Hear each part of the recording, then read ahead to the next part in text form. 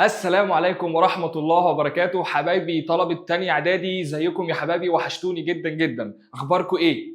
يلا بقى بينا نبدأ المنهج والعلوم، واحنا عارفين طبعا ان المنهج اتغير وقلقانين يا ترى المنهج شكله عامل ازاي، يا ترى المنهج بيتكلم عن ايه. انا عايز اطمنك واقول لك ان المنهج جميل جدا جدا جدا جدا، وان شاء الله هتستمتع بيه معانا باذن المولى عز وجل، لان انا محضر لك حاجات هتتفاجئ.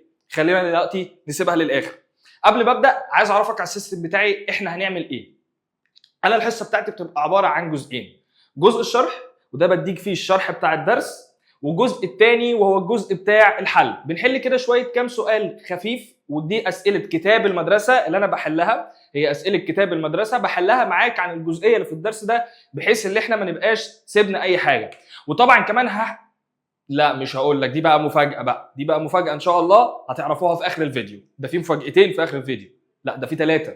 ما علينا، لما نوصل لاخر الفيديو هقول لك ان شاء الله كل حاجه وكل المفاجآت اللي انا محضرها لك. قبل ما نبدا نقول دعانا الجميل: اللهم اني اسالك فهم النبيين وحفظ الملائكه المرسلين، وان تجعل السنتنا عامره بذكرك وقلوبنا بخشيتك واصرارنا بطاعتك، انك على كل شيء قدير، انت حسبنا ونعم الوكيل. اول حاجه عندنا العلوم السنه دي بدات بايه؟ الباب الاولاني بدا بكلامه عن الماده وخصائص الماده وحالات الماده وغيره وغيره وغيره. طبعا انت مش اول مره تسمع عن كلمه الماده، انت سمعت عنها السنه اللي فاتت، وكنا اتفقنا، عيد بقى بسرعه المنهج اللي فات فركز معايا. وكنا اتفقنا ان ايه يا مستر الماده دي؟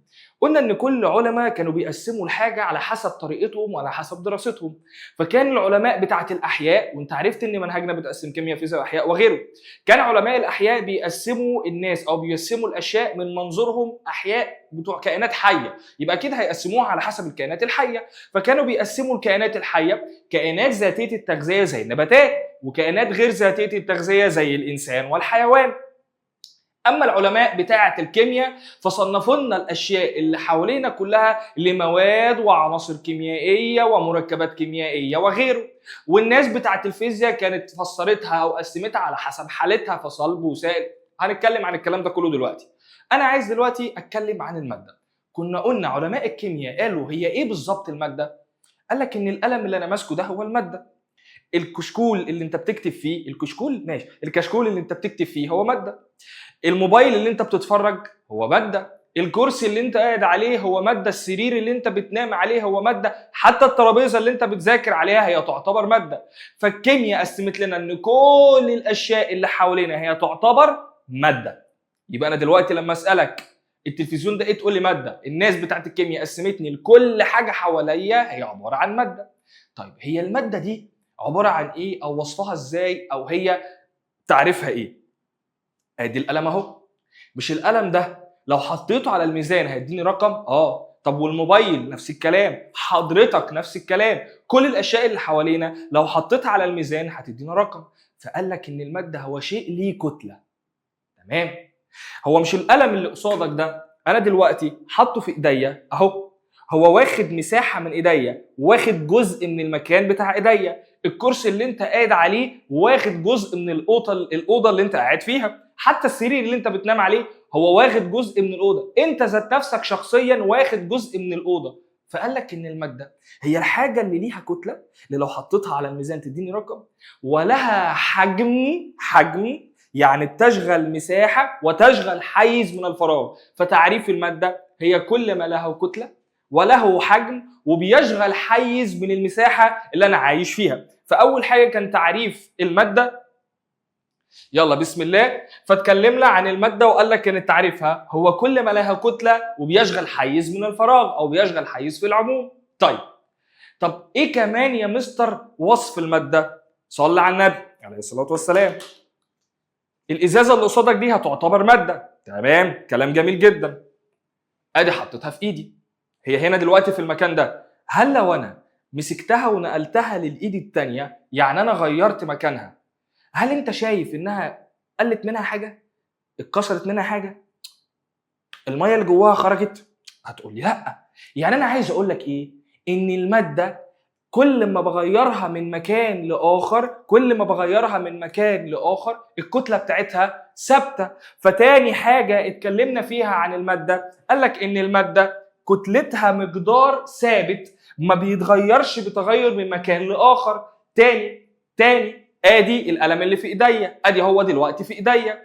هل انا دلوقتي القلم ده لو جيت حطيته في الايد دي يعني غيرت مكانه، هل كتلته اتغيرت؟ لا. هل هو حصل فيه اي حاجه؟ لا. انا اهو مستر عبد الرحمن واقف هنا، تمام، انا دلوقتي ماده، هروح مغير مكاني هنا اهو. هل انا دلوقتي الكتله بتاعتي اتغيرت؟ لا. فلما اجي اعرف لك الماده الجزء الثاني منها انها كتلتها مقدار ثابت ما بيتغيرش لما اغيرها من مكان لاخر. يبقى اول حاجه الماده هي اي حاجه ليها كتله اصلا وبتشغل مساحه او بتشغل حيز.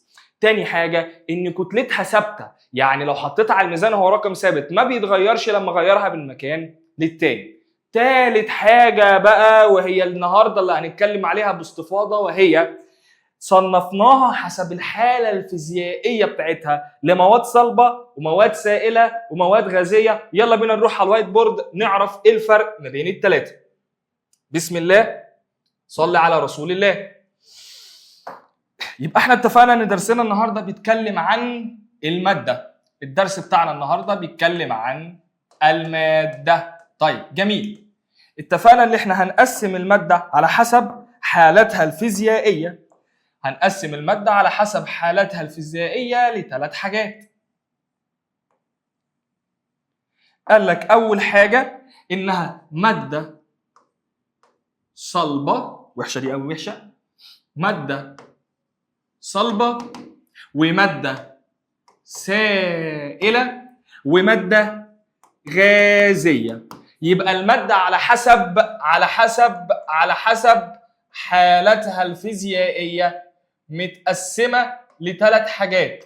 مين هما؟ قال لك صلب وسائل وغاز. يبقى الماده تاني متقسمه على حسب حالتها الفيزيائيه لمواد صلبه ومواد سائله ومواد غازيه. ايه الفرق ما بينهم يا مستر؟ تعالى كده اديك رسمه كروكي عن الفرق ما بينهم هم الثلاثه. ادي ولنفرض مثلا ان اللي قصادي ده عباره عن مكعب من الخشب. الشكل اللي قصادي ده هو مكعب من الخشب.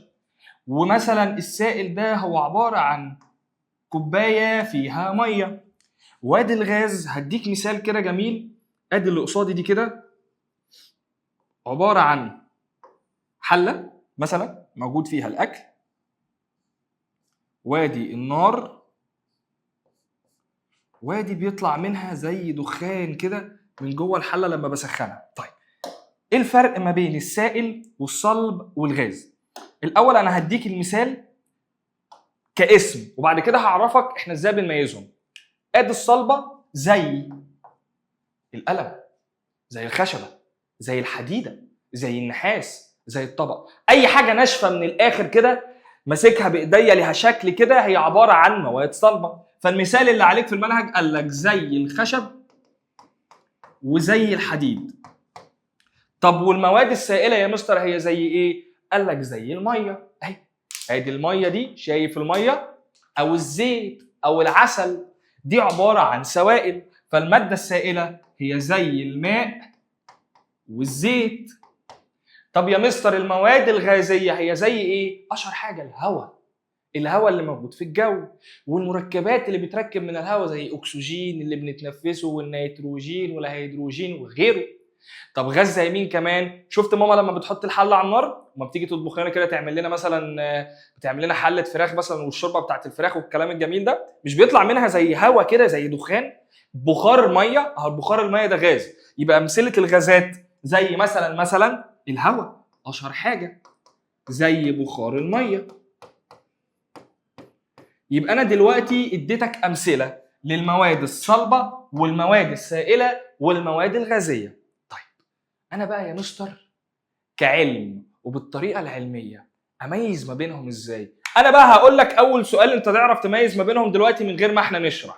انا قلت لك ان الصلبه زي الخشب والحديد، السائل زي الميه والزيت، طب والغاز زي الهواء وبخار الميه. مش انا اقدر اقول لك ان اول حاجه اقدر اميز بيهم هم بعينيا؟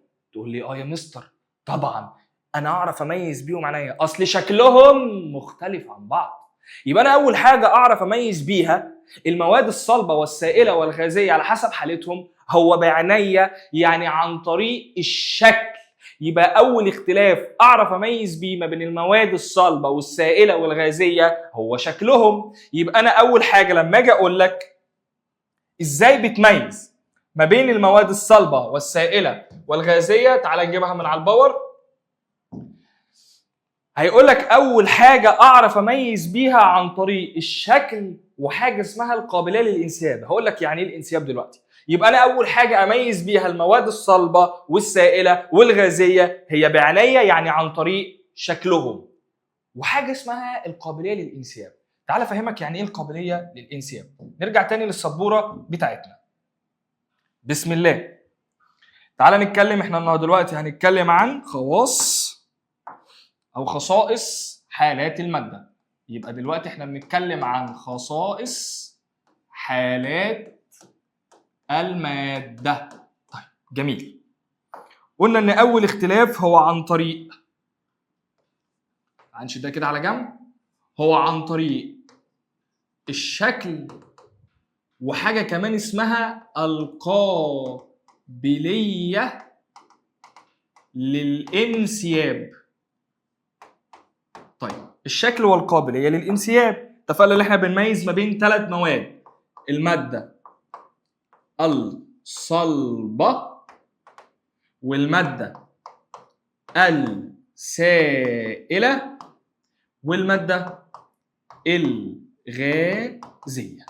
طيب ايه الفرق ما بينهم يا مستر ما بين الصلبه والسائله والغازيه من حيث الشكل والقابليه للانسياب؟ اول حاجه من حيث الشكل، انت تحس ان الماده الصلبه دي هي راكسه كده في نفسها، هي شكلها ما بيتغيرش، شكلها ثابت زي الخشبه، هي شكلها ثابت زي الحديده، شكلها ثابت. القلم ده، مش القلم ده عباره عن بلاستيك وحديد وغيره؟ اهو القلم ده يعتبر ماده صلبه. تقول لي كده ان هو يا مستر انا احس ان المواد الصلبه هي مواد شكلها ثابت، شكلها ما بيتغيرش. اما المواد السائله كده تحس انها زي الميه مثلا، اقرب لكم شويه عشان نشوفها، تحس انها صيصه كده زي ما بنقول عندنا بالعربي، مايعه في نفسها كده، هي مش راكزه، مش ماسكه في نفسها، بس في نفس الوقت انا شايفها بعيني وليها شكل وليها حجم. اما الغازيه بقى زي الهواء، انا مش شايفه ولا عارف هو كميته قد ايه، هل هو مال الاوضه كلها، هل هو واخد جزء من الاوضه، هل هو مثلا اصلا مكفينا انا لوحدي وبس. فبالنسبه للمواد الغازيه صعب او مش عارف اميزهم بعيني، اصل هم شكلها مش شايفه، هي مختفيه بالنسبه لي. في غازات بتتشاف بالعين، غازات ملونه. انا بتكلم في العموم ان الغاز غير الصلب والسائل، وتحس ان هو بقى ده غيرهم، ده في الجلاشه خالص، ده صباح الفل، ده ممكن يكون مال الاوضه كلها اللي احنا قاعدين فيها، وممكن يكون موجود بس في جزء صغير من الاوضه. يا عم ممكن يكون بس في الجزء اللي يكفيني او في كوبايه.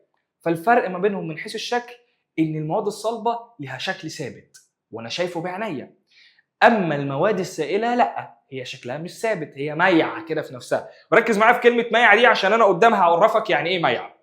والغاز هو شبه كده السائل، تحس برضه ان هو مايع، بس ده مايع بقى اوفر بقى، ده اوبا ما شاء الله، ده في الجلاشه خالص، ده انا مش عارف اصلا احدد شكله لانه ولا عارف هو مال الاوضه ولا هو جزء من الاوضه ولا هو عليا انا بس. يبقى اول حاجه من حيث الشكل ان هم ليهم شكل ثابت. ايه بقى القابليه للانسياب دي يا مستر؟ كلمه الانسياب دي يا حبيبي يعني معناها تدفق الحاجه. بمعنى لو انا جبت الكوبايه دي، حلو، ادي الكوبايه اللي قصادي دي، وحطيت فيها القلم اللي انا شغال بيه ده، اسالك سؤال: هل القلم خد شكل الكوبايه؟ هتقولي لا طبعا ما خدش شكل الكوبايه، هو القلم هو شكله زي ما هو، ما خدش شكل الكوبايه. هل لو انا دلوقتي جيت ادلق القلم هتلاقيه بيتدلق كده زيه زي الميه او زي الزيت؟ هتقولي لا طبعا، ده انا لو جيت قلبت الكوبايه القلم هيقع على طول، ومفيش اصلا اي حاجه تقول لي ان هو هيتدفق زي الميه والغاز وغيره. يبقى اول حاجه لما اجي اتكلم، القلم ده طبعا ماده صلبه ماشي، لما اجي اتكلم عن المواد الصلبه، لما اقول لك ان انا لو حطيتها في الكوبايه اللي قصادي دي، هل هي خدت شكل الكوبايه؟ تقول لي لا. هل هي لو جيت دلقت الكوبايه هتنساب، هتتدفق، هتنزل كده بسلس ومرونه زي الميه؟ هتقول لي لا. فاول حاجه نعرفها اول حاجه نعرفها عن المواد الصلبه يا مستر انها، ثواني، شفت كلمه تدفق او انها تنزل تدلق؟ هي دي كلمه انسياب. يعني كلمه انسياب تعرفها علينا في المنهج هو تدفق المواد سواء كانت السائله او الغازيه، لان الصلبه هي اصلا مش عباره عن انسياب، ما بيحصلهاش انسياب. يبقى كلمه الانسياب دي يا حبيبي هي لما اجيب مثلا كوبايه وادلق الميه، شفت ان الميه بتدلق، يبقى ده عباره عن انسياب. استنى اوريها لك برضه. ادي عندي ازازه الميه اهي، وادي الكوبايه. لما اجي املى الكوبايه بالميه، ايه اللي حصل؟ بص بص بص، ادي الميه نزلت قصادي في الكوبايه. ده كده اللي بيحصل قدامي ده اسمه انسياب. يبقى اللي بيحصل ده هو الانسياب. هل القلم لما حطيته في الكوبايه حصل له انسياب؟ تقول لي لا طبعا. لا طبعا ما حصلش زي ما انا جيت عملت الميه دلوقتي. يبقى اول حاجه نفرقها في المواد الصلبه ان كلمه انسياب لا يحدث لها انسياب، ادي اول حاجه. طيب يبقى هي مش بيحصل لها انسياب. تاني حاجه، لما حطيت المواد الصلبه في الكوبايه هل خدت شكل الكوبايه؟ تقول لي لا. يعني تاني حاجه اقدر اقولها انها لا تاخذ شكل الاناء الذي توضع فيه. تقول لي ايوه يا مستر صح، انا لما حطيت القلم جوه الكوبايه هو ما خدش شكل الكوبايه. انا لما حطيت القلم جوه الكوبايه هو ما اتدلقش. كلمه اتدلق دي هي الانسياب، ما اتدلقش زيه زي الميه، زيه زي الزيت وغيره من السوائل. يبقى انا دلوقتي اقدر اقول لي ان المواد الصلبه من حيث الشكل وقابليه للانسياب هي مش بيحصل لها انسياب، مش بتتدلق. هي لا تاخذ شكل الاناء اللي بتتحط فيه، هي ليها شكل ثابت بتاعها. لما حطيتها في الكوبايه ما خدتش شكل. طيب تعال نخش على المواد السائله. لسه موريها لك لما جيت دلقت الميه في الكوبايه اتدلقت. هي اتدلقت، كلمه اتدلقت دي معناها انسياب. يبقى المواد السائله يحدث لها انسياب يا مستر. يبقى المواد السائله بيحدث لها الانسياب. طيب من حيث الشكل، صلى على النبي عليه افضل الصلاه والسلام. دلوقتي الميه وهي جوه الازازه واخده شكل مين؟ تقول لي واخده شكل الازازه اللي هي جواها. طيب الميه وهي جوه الكوبايه هي واخده شكل مين؟ تقول لي واخده شكل الكوبايه اللي هي فيها. طب لو قلت لك ان انا مثلا عندي علبه العصير دي ولنفرض ان جواها ميه، لو سالتك هي الميه واخده شكل مين؟ هتقول لي واخده شكل العلبه اللي هي موجوده فيها او علبه العصير اللي هي موجوده فيها. يبقى من حيث الاناء اللي هي بتتحط فيه، هل المواد السائله بتاخذ شكل الاناء؟ تقول لي ايوه. يبقى تاني حاجه قلنا بيحدث لها انسياب. تاني حاجه تاخذ شكل الاناء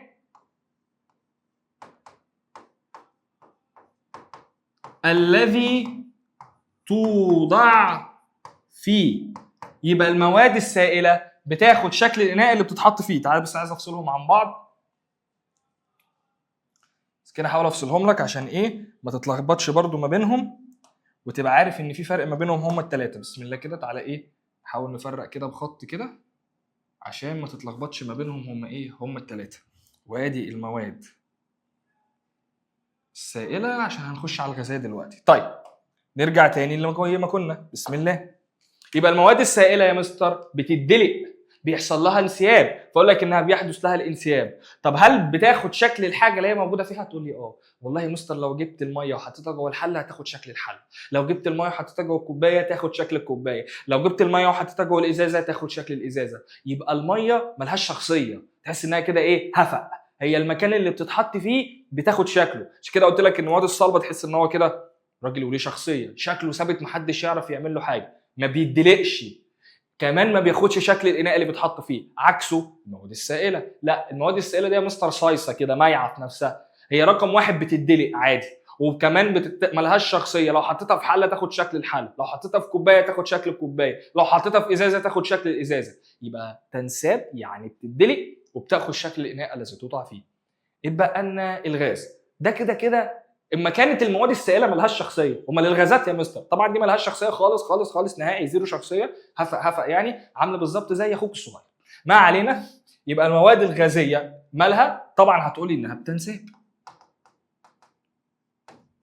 طيب بالنسبه بقى لشكل الاناء اللي بتتحط فيه، هل هي بتاخد شكل؟ تعال اثبت لك. بسم الله. دي بالونه، دي عباره عن ايه؟ عن بالونه. طبعا هتقول لي يا مستر هنعمل بيها ايه؟ هقول لك دلوقتي يا صاحبي. لو انا جبت البالونه الجميله دي، يلا ننفخ بسم الله. ثواني بس مش قادر. ركزوا معايا.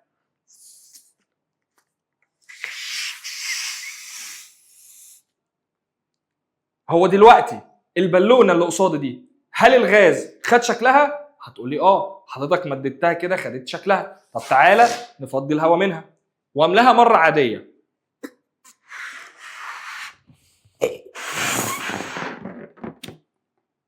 والله دلوقتي يا مستر هي خدت شكل البالونه بالشكل المدور ده، انما من شويه ما كانتش شكلها مدور، انت كنت مادد البالونه فكانت واخده شكل زي بيضاوي كده. يبقى انا اقدر اقول لك دلوقتي ان الغاز بياخد شكل معلش سوري دي البالونه، ان الغاز بياخد شكل الاناء اللي بتحط فيه. تقول لي ايوه زيه زي السائل عادي، يبقى بياخذ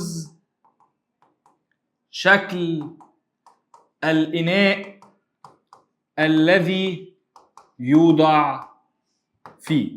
مروق عليك خالص انا يا صاحبي، مديك بقى امثله وجايب لك عصير وكوبايات. بص يعني يا رب يتمر، يا رب يتمر، وتخش تعمل متابعه وتخش تديني كومنت تقول لي ايه رايك في التجارب اللي احنا بنعملها، اما نشوف. وما تنساش تتابع الجروبات بتاعتنا، اصل الجروبات بينزل. لا مش هقول لك دلوقتي، هقول لك في اخر الحصه. ما علينا، ركز معايا.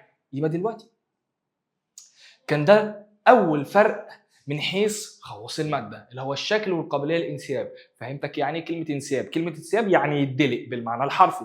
فقلنا ان الشكل والله يا مستر من الشكل انا اعرف اميز ما بين الصلب والسائل والغاز. المواد الصلبه تحس انها ناشفه ماسكه نفسها شكلها ثابت، اما المواد السائله لا ما لهاش شكل ثابت. وطبعا نفس الكلام المواد الغازيه. المواد الصلبه هل بتدلق؟ تقول لي لا. افتكر مثال لما حطيت لك القلم في الكوبايه، هو القلم اتدلق؟ تقول لي لا، يبقى لا يحدث لها انسياب. طب هل لما حطيت القلم في الكوبايه القلم خد شكل الكوبايه؟ هتقول لي برضو لا، يبقى مش بتاخد شكل الاناء اللي بتتحط فيه. المواد السائله لا، المواد السائله يا مستر دي بتنساب بتدلق عادي، فطالما هي بتدلق يبقى بيحدث لها عمليه الانسياب. طيب تاني حاجه، هل بتاخد شكل الاناء اللي بتتحط فيه؟ ايوه، حطيتها في ازازه تاخد شكل الازازه، في كوبايه تاخد شكل الكوبايه، في حله تاخد شكل الحله. واخر حاجه خالص الغاز طبعا بينساب بيدلق عادي جدا. واديتك مثال بتاع البالونه، ايوه اسمها بالونه. قلت لك ايه الفرق ما بينها لما جيت نفختها لك مره شكل بيضاوي ومره كروي، لقيتها ان فعلا بتاخد مره الشكل ده وبتاخد مره الشكل ده، فهي بتاخد شكل الاناء اللي بتتحط فيه. معلومه صغيره، قال لك يا معلم انت دلوقتي لسه قايل لي يا مستر ان السائل والغاز مواد مايعه. يعني ايه مايعه؟ ملهاش شخصيه، ما بتاخدش او ملهاش راي، بتاخد دايما شكل الحاجه اللي هي بتتحط فيها. فراح سماهم هما الاثنين اللي هي المواد الصلبه والمواد الغازيه، سماهم الموائع. ايه ده يا مستر؟ هي كلمه مايعه فعلا دي طلعت كلمه علميه؟ تخيل، وبتتقال لك طول اليوم. طلعت فعلا الموائع هي كلمه علميه، وهي توحي بانك شخص مالكش شخصيه. يعني المهم كلمه الموائع يقصد بها ايه من المواد السائله والمواد الغازيه؟ قال لك هي المواد التي لها القدره على الانسياب رقم واحد، يعني ليها قدره انها تدلق وتاخذ شكل الاناء الذي توضع فيه. يبقى الموائع اللي هم المواد السائله والمواد الغازيه، المواد اللي ما لهاش شخصيه عندي بهفأ بتاخد شكل الحاجه اللي هي بتتحط فيها. قال لك تعرفها يحدث لها انسياب، اهو قال لك بيحدث لها انسياب وكمان بتاخد شكل الاناء اللي هي بتتحط فيه. يبقى الموائع هي عباره عن ايه؟ قال لك هي المواد، بسم الله، قال لك هي المواد مالها يا مستر؟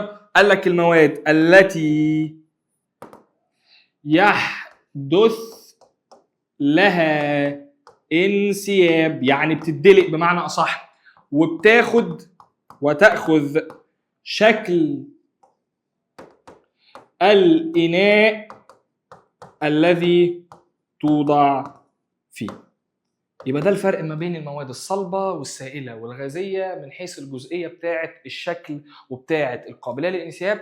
كده أكون قلت لك كل حاجة تخص الكلام ده. تعال نرجع نشوفها عندي على الباور بتاعنا. بسم الله. ادي قلنا ان اول خصائص من خصائص المواد حسب حالتها الفيزيائية قال لك الشكل والقابلية للانسياب. دخلنا بعد كده بسم الله، قال لك ايه الفرق ما بينهم هما الثلاثه؟ قال لك ان من حيث خاصيه الشكل والقابليه للانسياب، المواد الصلبه زي الخشب والحديد مواد ناشفه لا شخصيه، ما بتنسبش، ما بيتغيرش شكلها وبيفضل شكلها ثابت ما بيتغيرش وما بتاخدش شكل الاناء اللي بتتحط فيه. اما المواد السائله بتنساب يعني بتدلق وبتاخد شكل الاناء اللي بتتحط فيه. طب والمواد الغازيه بتنساب برضه بتدلق وبتاخد شكل الاناء اللي بتتحط فيه. اصل السوائل والغازات مواد مالهاش شخصيه، هفا ميعة، مواقع. فاتفقنا ان المواقع هي المواد التي تنساب وبتاخد شكل الاناء اللي بتتحط فيه. فقال لك المواقع هي عباره عن ايه؟ قال لك هي المواد التي لها القدره على الانسياب وتاخذ شكل الاناء الحاوي لها، يعني اللي بتوضع فيه. الانسياب هي قابليه المواقع على التدفق بسهوله. طبعا انا ما رضيتش اقول لك كلمه تدفق دي انها تقيله عليك، بس معنى كلمه تدفق يعني بتدلق. طيب الجزء اللي بعده هنا بيقول لك خلي بالك ان السوائل بتختلف في قدرتها في الانسياب حسب اللزوجه. حلو السؤال ده، تعال اقول لك ازاي. ادي انا عندي دلوقتي الميه، بسم الله، ادي الميه اهي. لو خدت بالك ان الميه بتدلق بسهوله شويه، بص هتلاقيها بتدلق بطريقه سهله شويه. كنت عطشان قوي مش قادر. ماشي. اما بقى تعالى هنا نجيب معانا مثلا سائل زي السائل الموجود جوه العصير ده. بص كده، بص تقيل ازاي؟ تحس ان هو تقيل لزج مش زي الميه. فبقول لك ان الانسياب يعني الدلقان وهي بتدلق. ان الميه تدلق غير لما الزيت يدلق، غير لما سائل زي العصير اللي عندي ده تقيل شويه يدلق، غير لما العسل يدلق. ايه بقى الكلام ده كله؟ يعني ايه كلمه ان ده لما بيدلق بيبقى اصعب منه؟ قال لك ان دي اسمها اللزوجه.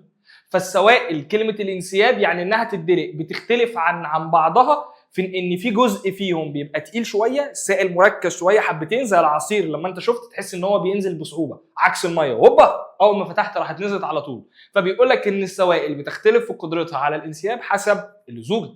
طب وعند حدوث الانسياب ما بيتغيرش حجم السائل بس بيتغير حجم الغاز. ايه بقى الكلام ده كله؟ خلي المعلومه دي كده ايه في دماغك عشان هقول لك كام حاجه دلوقتي عليها. خليها دلوقتي معانا في دماغنا ان السائل حجمه ثابت اما الغاز حجمه مش ثابت. هفهمك. هما الاثنين بياخدوا شكل الاناء اللي بيتحط فيه عادي، الاثنين مواد هفقه، بس هفهمك يعني ايه حجم ثابت وحجم مش ثابت. فانا بيقول لك علل اختلاف معدل انسياب العسل عن انسياب الميه. ليه العسل تحس ان هو تقيل شويه بينزل بالراحه بيدلق بالراحه عكس الميه بتدلق بسرعه؟ فتروح قايل له الاجابه ان انا عندي يا مستر العسل خليها بالاسود. هتقول لي لان اذا طلعت رفيعه خالص. طب نتقل الخط خالص خالص خالص، بسم الله. هتقول له لان لزوجة، وحشه قوي دي، لان لزوجة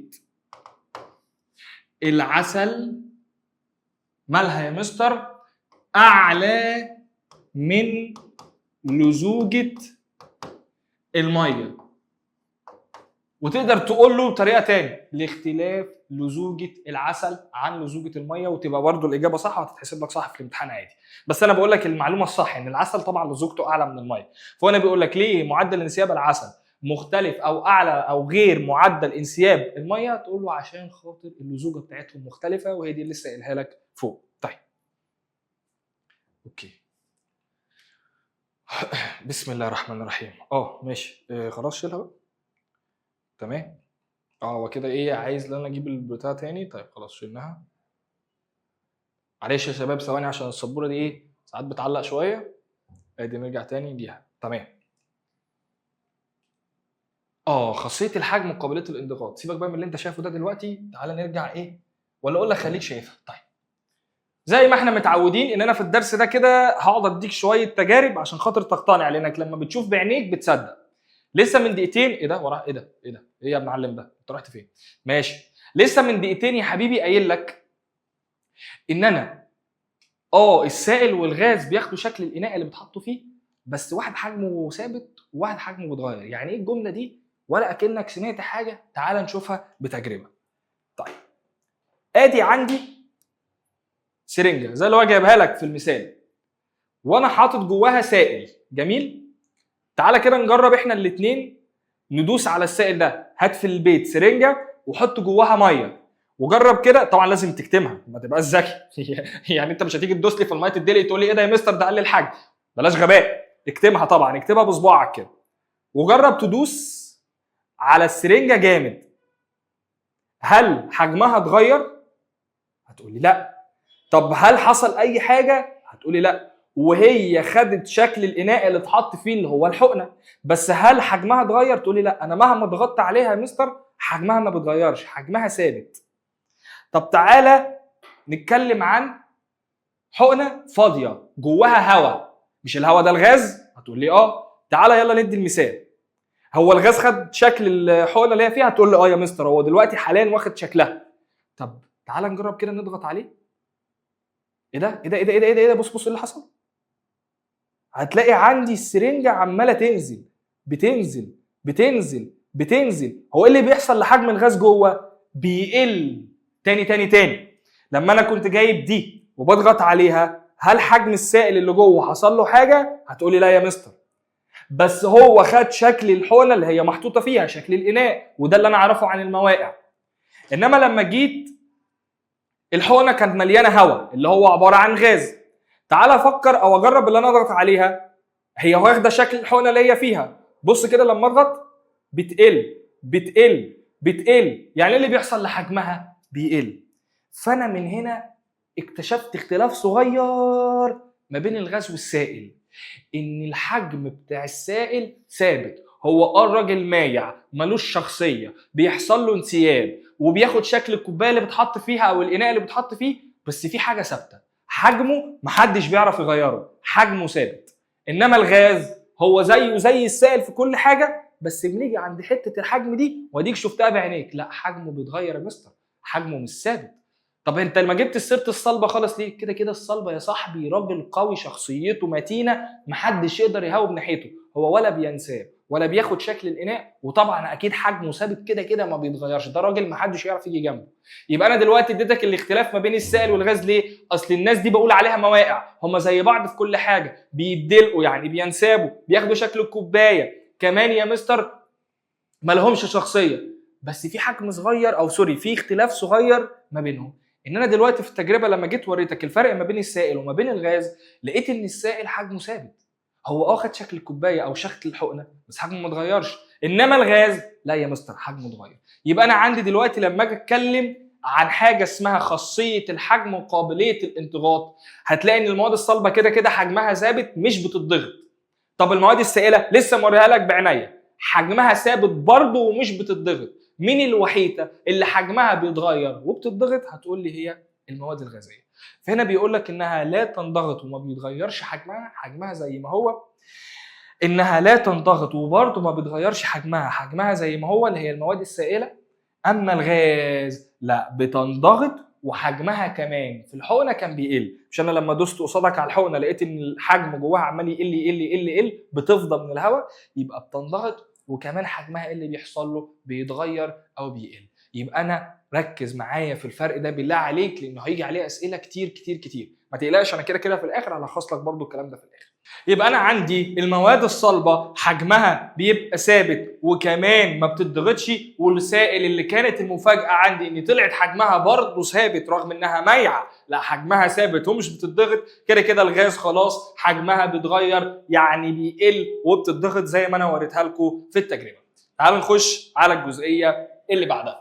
طيب نصلي على النبي عليه الصلاه والسلام ونرجع على السبوره بتاعتنا. بسم الله الرحمن الرحيم.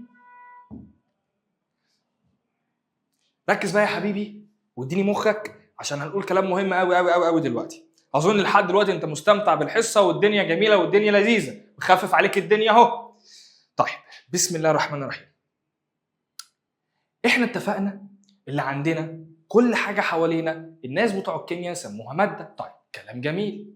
ارجع كده بالذاكره كده جميله كده، السنه اللي فاتت كنت واخد ان الماده بتتركب من ايه ومن ايه بيتركب من ايه. كنا واخدين ان الماده بتتركب من جزيئات والجزيئات بتتركب من ذرات، صح كده؟ يبقى انا اول حاجه عندي كانت الماده، واتفقنا ان الماده بتتركب من ايه؟ قلنا ادي الماده الجميله اهي، الماده. مما تتركب الماده؟ قال لك الماده بتتركب من حاجات اصغر منها اسمها الجزيء يا وحش قوي، حاجات اصغر منها اسمها الجزيئات، والجزيئات كانت بتتكون من حاجات اصغر منها اسمها الذرات. وكنا بنقول ان الذره هي اصغر مكون موجود عندي في كل الحاجات، فهي كانت الوحده بتاعه البناء بتاعه الماده، واتكلمنا بقى على الالكترونات ومستويات الطاقه والعدد الذري وقعدنا نتكلم فيها كتير السنه اللي فاتت. انا كل اللي عايزه منها ان الماده بتتركب من ايه؟ من جزيئات. انا عايز بس الجزيئات دي كده احط عليها دايره، هي اسمها جزيئات عادي، بس منهجك قال لك هنسميها عندنا باسم تاني وهو الجسيمات. جسيم، جسم صغير يعني، عارف كلمه جسم تصغيرها في اللغه العربيه جسيم، يعني حاجه صغيره. الجزيئات هي الجزيئات، يعني الجسيمات هي الجزيئات، بس عشان المعلومه دي ما حدش يتلخبط فيها، هي الجزيئات يعني الجسيمات، بس احنا هنقولها في المنهج السنه دي عندنا باسم جسيمات. الجزيئات دي عندي اسمها السنه دي حاجه اسمها جسيمات. خلاص، مش الجسيمات هي الجزيئات دي بتتكون من ايه؟ والله قلنا ان الجزيء بيتكون من الذره، يبقى الجسيم بيتكون كمان من الذره، يبقى بتتكون هي كمان من الذرات. ماشي، ها، يبقى بتتكون هي كمان من الذرات. امسح بتتكون من الذرات. طيب، واتفقنا ان الجزيء اللي هو الجسيم بقى، يلا نقول جسيم عندي زي اسمه في المنهج، بيتكون من ذره واحده عادي ممكن، او ذرتين، او ذرات كتير. يبقى عندي الجسيمات بتتكون من، يا اما تعالوا نجيب له مختلف، يا اما بتتكون من ذره واحده، يا اما بتتكون من ذرتين، يا اما بتتكون من عده ذرات اللي هي ذرات كتير. طيب، بسم الله.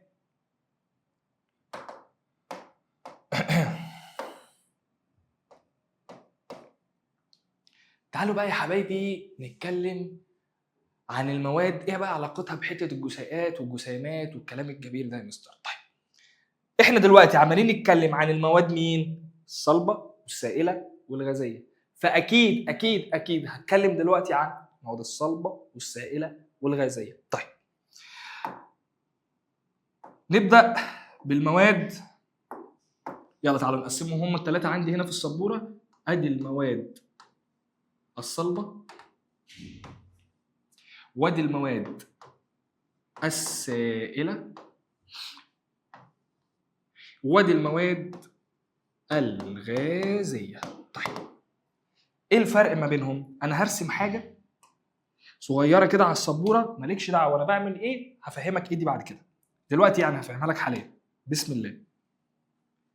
المواد الصلبه لما جبتها وحطيت عليها الميكروسكوب وبصيت عليها من جوه، لقيت شكلها تحت عامل كده اهو.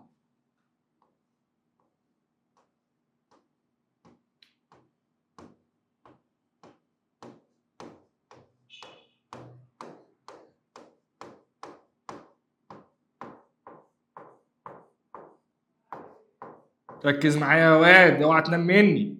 يبقى انا لما جبت المواد الصلبه وبصيت تحت الميكروسكوب لقيت شكلها عامل كده اهو. طب تعالى نشوف كده المواد السائله. والله المواد السائله لما جيت ابص تحت الميكروسكوب لقيت شكلها عامل كده اهو. حلو اللون ده قوي.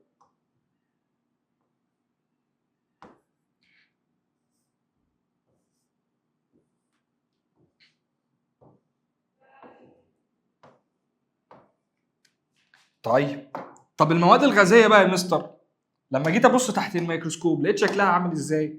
لقيت شكلها عامل كده اهو.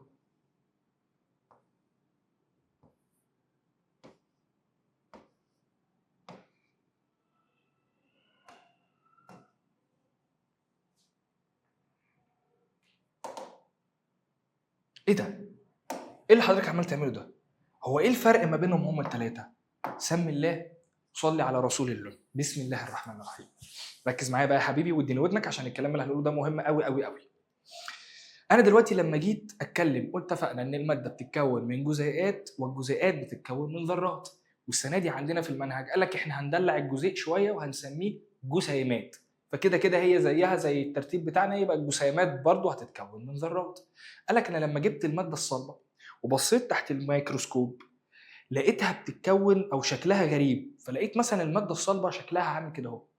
لقيتها هي عباره عن ترتيب من الجسيمات الصغيره مترتبه بشكل معين وطريقه معينه. تاني لما جيت بصيت في المواد الصلبه والسائله والغازيه لما دققت بالميكروسكوب وصغرت شويه بحيث ان انا وصلت للحجم بتاع الجزيئات، ما صغرتش اكتر من كده، وصلت للذرات، وصلت لحد الجزيئات بس، يعني الميكروسكوب بص على الماده وصل للجزيئات بس. قال لك لقاها بتتكون من ايه؟ قال لك لقيتها انها بتتكون من ترتيب معين من الجسيمات، كل ماده فيهم بتاخد شكل معين وترتيب معين يخصها هي. فالمواد الصلبه لقيت شكلها عامل كده اهو، افهمك يعني ايه كده اهو، والسائله عامله كده اهو، والغازيه عامله كده اهو. تقول لي يا مستر هو كل المواد الصلبه بتبقى نفس الشكل ده؟ اه يا حبيبي، بس بيبقى الاختلاف في حاجه واحده صغيره، ان المواد الصلبه كلها هتلاقي شكلها تحت الميكروسكوب في ترتيب الجسيمات عامل كده اهو، بس الجسيم مختلف. هتقول لي اكيد طبعا يا مستر مختلف، هو الخشب زي الحديد؟ طب الحديد زي النحاس؟ هو النحاس زي البلاستيك؟ وغيره وغيره من الامثله الكتيره على المواد الصلبه. هنبص هنلاقي شكلهم كلهم زي بعض لانها مواد صلبه، بس النوع بتاع الجسيم مختلف، لان انا عندي في خشب، في حديد، في نحاس، في بلاستيك. المواد الصلبه مش نوع واحد، دي مختلفه. يبقى اتفقنا ان لما ببص بالميكروسكوب على الجزيئات، لو مواد صلبه كلهم ليهم نفس الشكل، مواد سائله كلهم ليهم نفس الشكل، مواد غازيه كلهم ليهم نفس الشكل، يعني دول كلهم زي بعض، دول كلهم زي بعض، دول كلهم زي بعض، بس هل النوع بتاع الجزيء او الجسيم هو؟ تقول لي لا، لان انا عندي المواد الصلبه مختلفه، في منها مثلا خشب، حديد، نحاس، بلاستيك. نفس الكلام المواد السائله، في ميه، في عسل، في زيت وغيره. المواد الغازيه، في بخار ميه، في اكسجين، في ثاني اكسيد كربون، في نيتروجين، في هواء. يبقى كده كده شكلهم تحت الميكروسكوب هو بس النوع مختلف. طيب يعني ايه يا مستر شكلهم تحت الميكروسكوب هو؟ انا دلوقتي قادر اقول لك الكلام اللي اترص في المنهج وخلاص، بس انا احب انك تكون فاهم وتكون انت اللي طلعت الاستنتاجات، احطك انت مكان العالم، فركز معايا كده وبسم الله ونصلي على رسول الله. هو انت شايف ايه الفرق ما بين المواد الصلبه والمواد السائله؟ اول حاجه شفتها بعينيك. هتقول لي والله يا مستر هلاحظ ان الجسيمات بتاعت المواد الصلبه لازقه كده في بعضها، مفيش مسافات ما بينها. اما المواد السائله لا، تحس ان الجسيم مرتاح شويه كده، هو مش لازقين في بعضهم، مش ملزقين كده زي المواد الصلبه. تاني ايه الفرق؟ لازقين في بعضهم في المواد الصلبه، اما في المواد السائله لا، كل واحد واخد مساحته وقاعد براحته في مكانه. فاول حاجه طلعتها بعينيا، المسافات اللي ما بين الجسيمات وبعضها في المواد الصلبه مالها قليله جدا، بسميها المسافات البينيه. تاني، المسافه اللي ما بين الجسيمات اللي عندي في المواد الصلبه قليله جدا. طب انا بسميها ايه في منهجي؟ اسمها ايه العلمي؟ اسمها المسافات البينيه، مسافات ما بين الجسيمات فسميتها بينيه. يبقى اول حاجه عندي اللي هي مين؟ المسافات البينيه. مالها المسافات البينيه دي يا مستر؟ قليله. يبقى قليله جدا، تكاد تكون منعدمه لان هم لازقين في بعض. طب تعال نخش على المواد السائله. والله لا يا مستر، ده غير المواد الصلبه خالص خالص خالص، هتلاقي ان المسافات ما بين الجسيمات وبعضها لا كبيره شويه واخده راحتها. فلما اقول لك المسافات البينيه بتاعت المواد السائله تقول لي مالها؟ والله كبيره. هو في المنهج قال لك سميها كبيره نسبيا، انا شايفها عندي كبيره. تعال بقى نروح للمعلم اللي هو الغازيه، انت شايف ايه؟ لا يا مستر يا نهار ابيض، ده المسافات كبيره خالص خالص خالص خالص، ده كل جسيم في حته، ده بص ده هنا وده هنا وده هنا وده هنا وده هنا. يبقى المسافات البينيه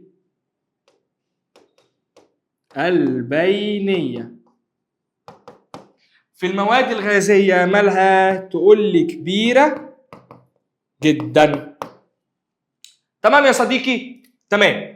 يبقى اول فرق، المسافات البينيه ما بين المواد الصلبه قليله، ما بين المواد السائله كبيره نسبيا، اما ما بين المواد الغازيه لا كبيره جدا جدا جدا. طيب تعالوا بقى نكمل تاني جزئيه، نفرق ما بين المواد الصلبه والسائله زي ما احنا بنعمل. بسم الله.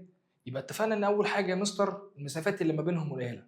طب ما تيجي كده نفكر مع بعض، هو اشمعنى المسافات دي كانت قليله كده ولازقه في بعضها ما بين المواد الصلبه، اما المواد السائله ما كانش فيها الكلام ده كله؟ خدت السنه اللي فاتت ان في حاجه اسمها قوه تجاذب وقوه تنافر. كان ايه الفرق؟ قلت لك يا حبيبي ان التجاذب يعني الحاجه تقرب من بعضها، اما التنافر هموت ولا ايه يا نهار ابيض؟ ماشي، التجاذب تقرب من بعضها، اما التنافر تبعد عن بعضها. طيب انت شايف ايه؟ لازقين في بعض قوي والمسافات قليله قوي، يعني جوه التجاذب اللي ما بينهم كبيره قوي. يبقى تاني فرق ما بين، احنا عايزين نصغرها وتطلع فوق سيكا، يعني ما تطلعش دي زعلانه. ماشي خلاص، هي حلوه كده كده جميله. نصغرها تاني، استنى. ماشي، هي مش عارف عايزه تصغر ومش عايزه تطلع فوق ليه. طيب تاني فرق عندي هو، اتفقنا ان المواد الصلبه المسافات اللي ما بينها قليله جدا. طب ليه يا مستر؟ اصلي قوه التجاذب ما بين الجزيئات او الجسيمات بالمعنى اللي علينا السنه دي في المنهج، قوه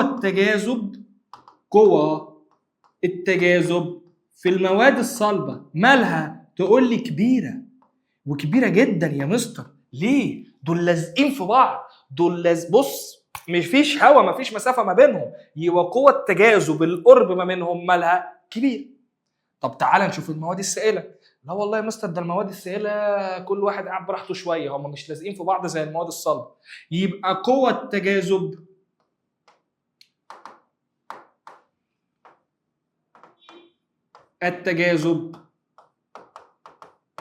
ما بينهم اقدر اقول عليها متوسطه.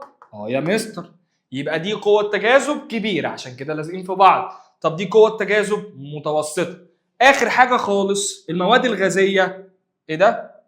ماشي، المواد الغازيه هتلاقي ان كل جزيء او كل جسيم في حته، عشان كده المسافات اللي ما بينهم كبيره. يبقى قوه التجاذب اللي ما بينهم مفيش تقريبا، دي تكاد تكون منعدمه، ده كل واحد رايح في حته. فاقول لك ان قوه التجاذب مالها؟ تقول لي قليله جدا، تكاد تكون مش موجوده اصلا، عشان كده كل جسيم او كل جزيء رايح في حته لوحدها. بقى انها فرق صغير، وده عايز بس منك تديني دماغك كده دقيقه، لان هفرق ما بين حاجه اسمها طاقه الوضع وطاقه الحركه. ده جزء كبير وليه طريقه وليه درس اصلا، وده درس عموما بيتشرح، بس انا بس عايز دلوقتي افرق لك ما بين يعني ايه طاقه وضع ويعني ايه طاقه حركه، فركز معايا. بسم الله. انا دلوقتي واقف مكاني، انا اتحركت؟ لا. هل رجلي بس هفت يمين او شمال؟ لا. كده انا في الحاله اللي انا ثابت فيها دي بخزن جوايا طاقه اسمها طاقه وضع. طب انا اتحركت وعمال اجي يمين وعمال اجي شمال واطلع ايدي وانزل ايدي، يبقى ساعتها الطاقه اللي انا كنت مخزنها وانا ساكن وثابت ما بتحركش مكاني دي كنت بسميها وضع. كلمه وضع يعني في مكاني، انا واقف في مكاني، يبقى انا مخزن طاقه وضع.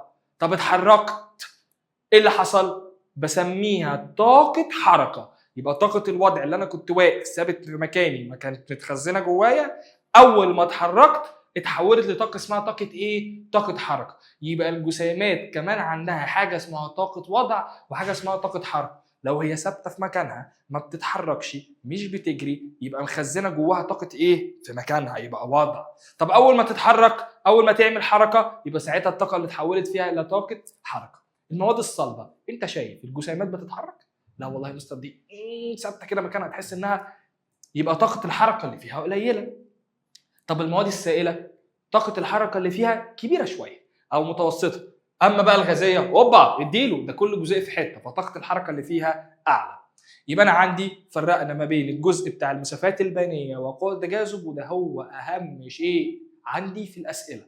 هيجي دلوقتي بقى يا صاحبي يسالك، هو احنا مش كنا قايلين ان المواد الصلبه شكلها ثابت حجمها ثابت؟ يقول لك علل، هو ليه المواد الصلبه شكلها ثابت وحجمها ثابت؟ هتروح قايل له لان قوه التجاذب ما بين جزيئاتها كبيره والمسافات البينيه اللي ما بينها قليله. طب يجي يسالك، هو برضه ليه المواد السائله حجمها بيبقى ثابت بس شكلها بيتغير؟ مش اتفقنا ان السائل هو مايع، راجل ملوش شخصيه، بيدلق وبيبقى كمان شكله مش ثابت، بياخد شكل الكوبايه اللي هو بيتحط فيها، بس هو في ميزه واحده، حجمه ثابت ما بيتغيرش. فلما اسالك علل هو ليه المواد السائله بتاخد شكل الكوبايه اللي هي محطوطه فيها بس حجمها بتبقى ثابت، تخيل الاجابه هتقول له ايه؟ لان قوى التجاذب ما بين جزيئاتها متوسطه والمسافات البينيه اللي ما بينها كبيره نسبيا. اخر حاجه خالص المواد الغازيه، ليه ولا ليها شكل ثابت ولا ليها حجم ثابت؟ هتقول له عشان خاطر قوى التجاذب اللي ما بين جزيئاتها او جسيماتها تكاد تكون معدومه قليله خالص، وبالتالي المسافات البينيه اللي ما بينها كبيره. تاني هقول السؤال ده مره واحده مش هعيده تاني. ليه المواد الصلبه الشكل بتاعها ثابت والحجم بتاعها ثابت؟ هتقول له بسبب ان قوه التجاذب اللي ما بين جزيئاتها كبيره وان المسافات البينيه اللي ما بينها قليله. طب ليه المواد السائله شكلها متغير بس حجمها ثابت؟ هتقول له لان قوه التجاذب اللي ما بينها متوسطه اما المسافات البينيه اللي ما بينها كبيره نسبيا. طب ليه المواد الغازيه شكلها بيتغير وحجمها كمان متغير؟ تقول له عشان قوه التجاذب اللي ما بينها قليله جدا والمسافات البينيه اللي ما بينها كبيره. طيب فاضل جزئيه صغيره خالص خالص خالص خالص خالص. تعالى كده ركز معايا. بسم الله الرحمن الرحيم.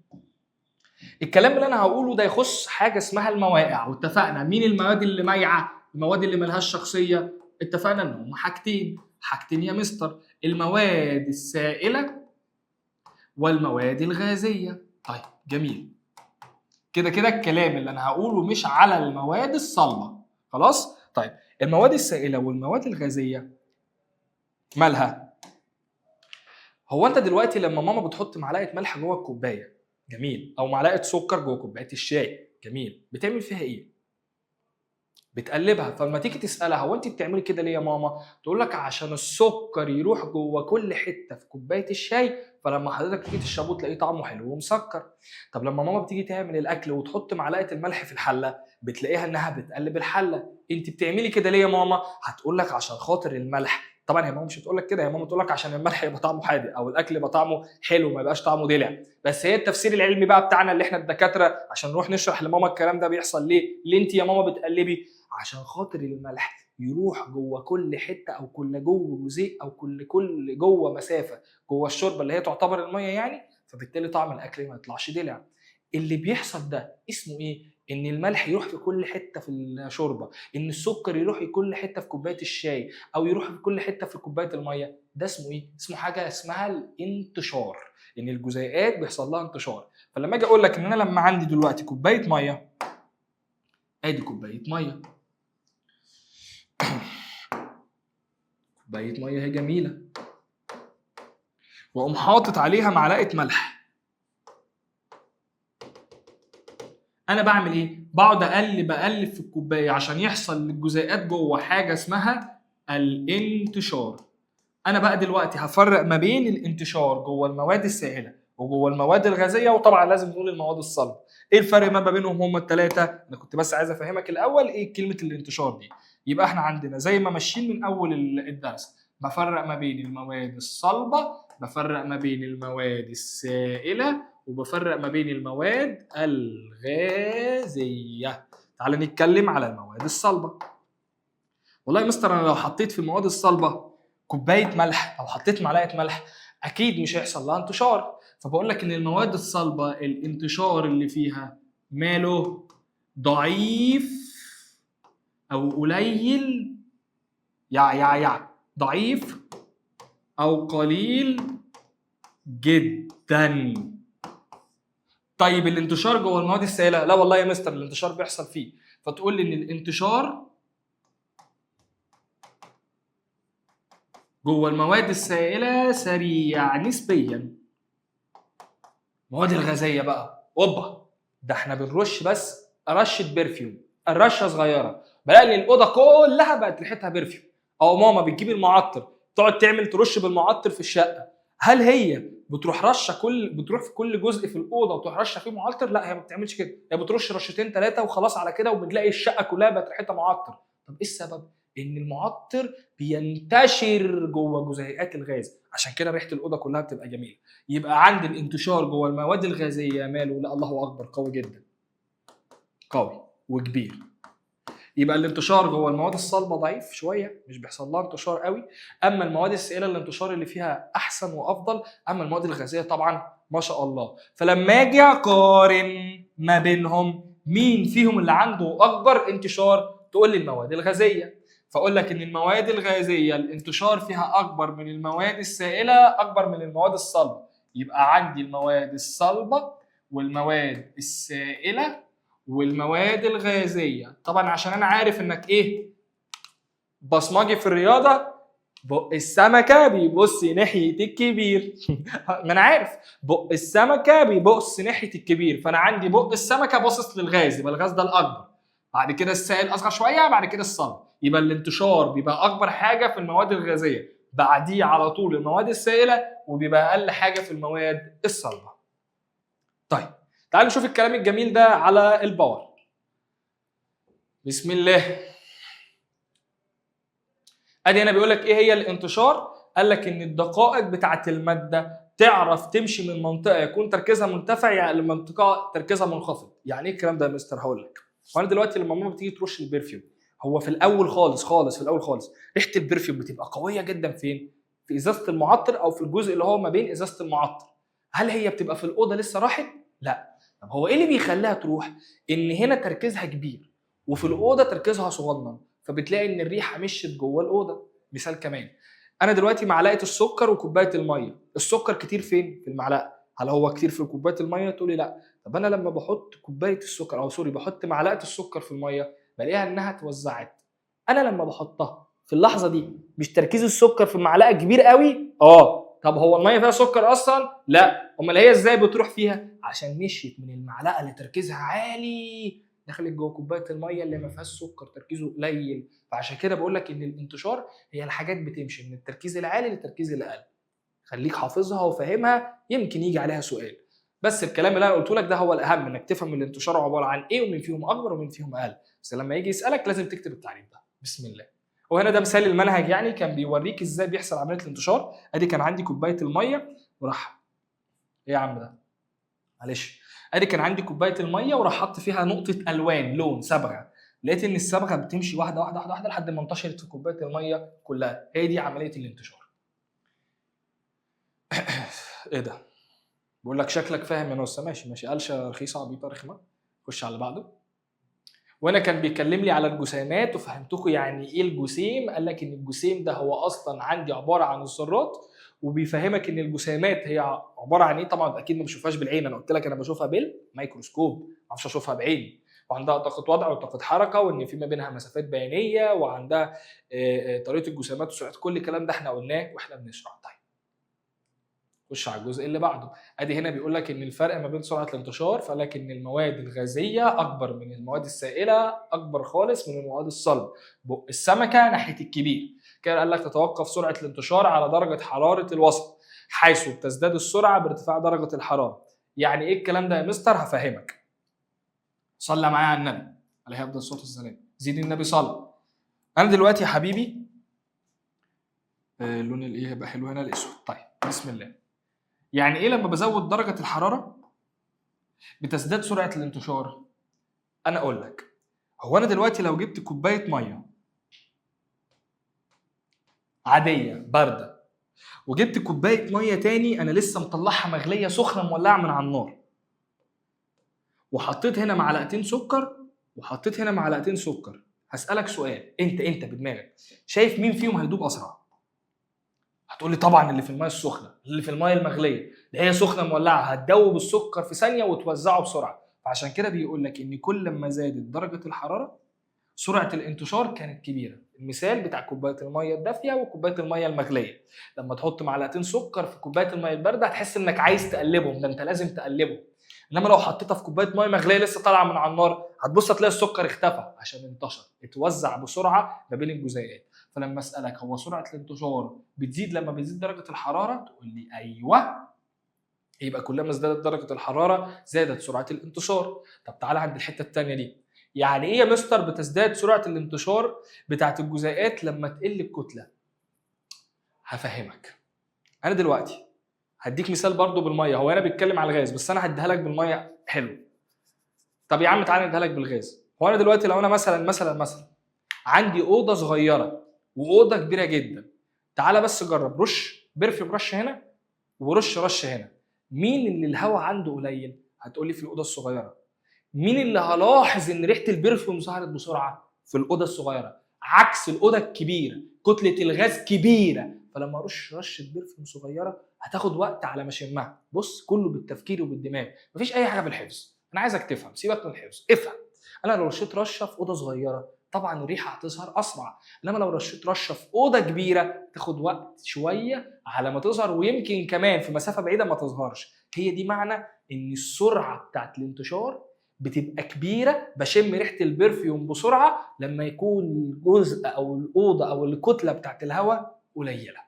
يبقى انا عندي في السوائل لما بسخن درجه الحراره، كوبايه الميه المغليه كوبايه الميه البارده، الميه المغليه السكر هيدوب فيها بسرعه، انما الميه العاديه البارده لا مش هيدوب فيها بسرعه. المثال الثاني بتاع الغازات، والله الاوضه الصغيره لو رشيت رشه برفيوم هشم الريحه بسرعه، اما الاوضه الكبيره لو رشيت رشه برفيوم لا هتاخد وقت على ما اشمها. يبقى انا دلوقتي عندي في الغازات الانتشار بيبقى كبير لما يكون الاوضه صغيره الكتله قليله. طيب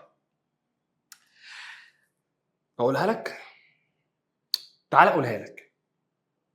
في حاجه اسمها علاقه طرديه وعلاقه عكسيه. هو ايه يعني ايه يا مستر علاقه طرديه وعلاقه عكسيه؟ دي علاقه بتبقى موجوده في الرياضه، طبعا في طرديه وعكسيه وثابته، بس انا هقول لك دلوقتي الطرديه والعكسيه ايه الفرق ما بينهم. قال لك الطرديه دي عامله زي الاثنين الصحاب، هما مع بعض في كل حاجه، انت رايح هنا انا رايح معاك، انت هتطلع فوق انا طالع معاك، هتنزل تحت انا نازل معاك، والله ما انا سايبك. اما العلاقه العكسيه دول اتنين بص ما بينهم مشاكل، قد ما بيحبوش، بيكرهوا بعض جدا جدا جدا جدا. فانت بتطلع انا يا عم اقسم بالله اشوفك امشي من الشارع التاني، لا انا هنزل. انت بتزيد يا عم انا مش عايز ازيد معاك، انا هقل، انا ماليش دعوه بيك. طب انت بتقل، انا يا عم ماليش دعوه بيك انا هزيد. ده الفرق ما بين العلاقه الطرديه والعلاقه العكسيه. العلاقه الطرديه عامله زي الاثنين الصحاب، انتوا بتزيد انا هزيد معاك يا صاحبي، انت بتقل انا هقل معاك يا صاحبي. هي دي نفس الفكره.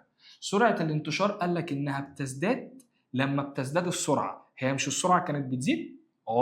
طب ومش درجه الحراره كانت بتزيد؟ هتقول لي ايوه، فساعتها بسمي العلاقه دي يا حبايبي علاقه طرديه.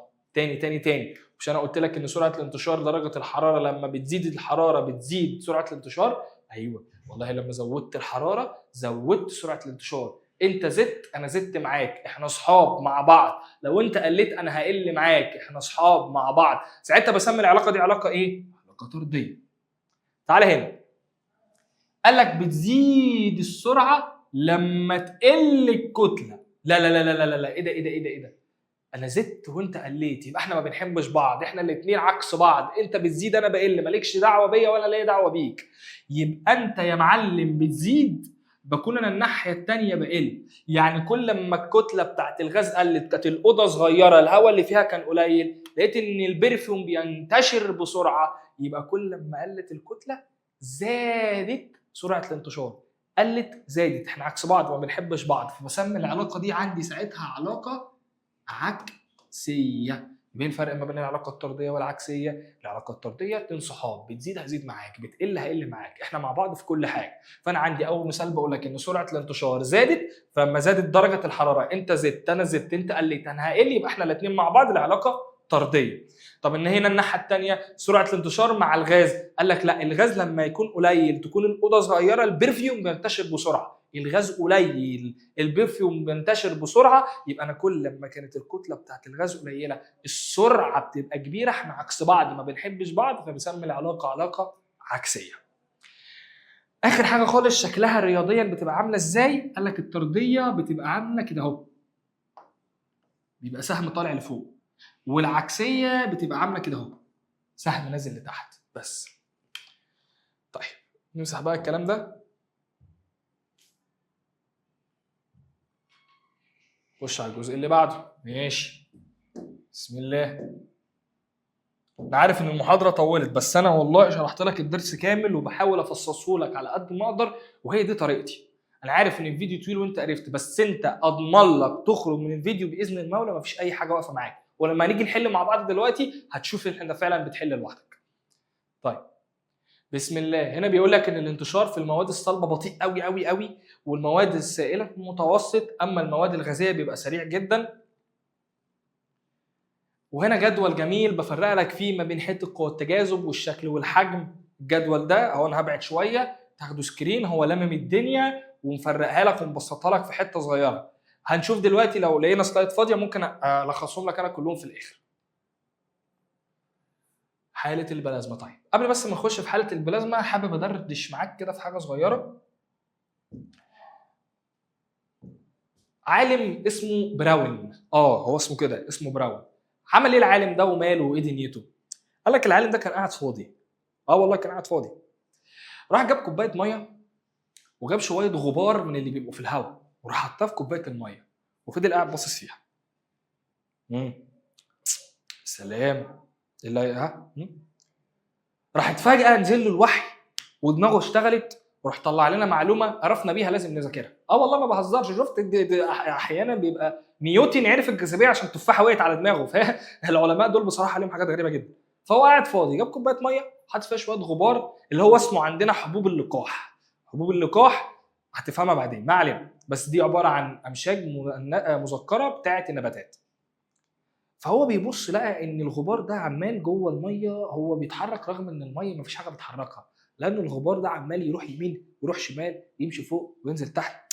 هو مستغرب هو ازاي الحاجات دي بتتحرك والميه كده كده مفيش هواء ولا هي بتتحرك وهي ثابته. فاكتشف نظريه سماها النظريه او سماها الحركه البراونيه. اسمها كده والله عشان هو براون فسميناها الحركه البراونيه. عباره عن ايه الحركه البراونيه ده؟ قال لك ان انا دلوقتي لقيت كوبايه عندي حطيت فيها ميه وراح جاب شويه غبار وحطهم جوه الميه. لاحظ ايه؟ لاحظ ان الغبار ده عمال يتحرك كده ويتحرك كده وشويه يجي كده وشويه يجي كده وشويه ينزل تحت وشويه يجي كده وشويه يطلع فوق. فسمى الحركه اللي قصادك دي بحركه براونيه. طب ما تيجي يا مستر نفهم هي ايه السبب؟ هي دي جت منين؟ دي عامله ازاي؟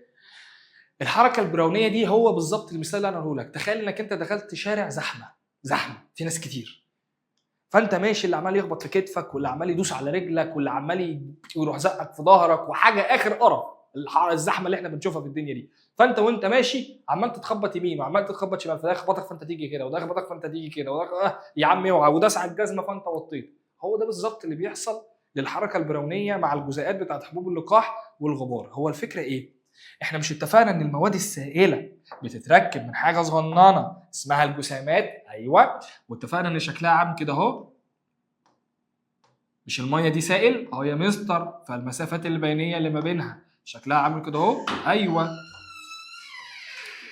طيب يا مستر هو كانت المواد السائله كنت بقول لك ان قوه التجاذب اللي ما بينها مالها قليله، فالمسافات اللي ما بينها مالها كبيره نسبيا. جزيئات الغبار بقى عامله بالظبط زيك لما تخش جوه شارع زحمه. هي دخلت جوه المواد السائله وماشيه في حالها لحد ما خبطت في الجسيم ده فكانت كده اهو. ماشي. راح خبطت في الجسيم ده فجت كده اهو. خبطت في ده فجت كده اهو. راحت خبطت في ده راحت جت كده اهو. خبطت في ده وجت كده اهو. فهو لقى بيبص. هو طبعا هو مش شايف الجسيمات، احنا اتفقنا ان الجسيمات الصغيره دي ما بنشوفهاش بعينينا، ده احنا لازم نقرب بالميكروسكوب عشان خاطر نشوفها. هو كل اللي شافه بعينيه مين؟ الغبار عمال يتحرك فوق وتحت يمين وشمال. ايه بقى السبب؟ السبب ان الجسيمات دي وهي ماشيه الجزيئات بتاعت الغبار الصغيره دي وهي ماشيه عماله تخبط في الجسيمات تخبط في الجسيمات. فهو ده اللي ادعى السبب بتاعت الحركه البراونيه. فلما اسالك هي الحركه البراونيه بتحصل ليه؟ تقول لي بسبب التصادم. كلمه يخبط يعني تصادم. بسبب التصادم اللي بيحصل ما بين جزيئات حبوب اللقاح او الغبار والجسيمات بتاعت المواد السائله، او بلاش السائله، او بتاعت المواد عموما اللي هو اتحط فيها سواء بقى الهواء او السائل او ايا يكن. بس هي دي الحركه البراونيه. طيب من دقيقه كده شفت حاله اسمها الحاله البلازما. احنا اتفقنا ان الحالات الماده 3: صلب سائل غاز. تمام. العلماء قدام شويه اكتشفوا حاله رابعه وهي حاله شاذه ما بتحصلش غير بشروط معينه وطريقه معينه وحاجه معينه، فعشان كده ما عممناهاش على الكل. دايما هتلاقي العلماء مش بيعمموا الحاجه طالما مش بتحصل في كل المواد، عشان يعمموها لازم تكون الحاجه دي بتحصل في المواد كلها. فاحنا لقينا حاله شاذه اسمها حاله البلازما. ايه هي حاله البلازما دي؟ انا هقول لك.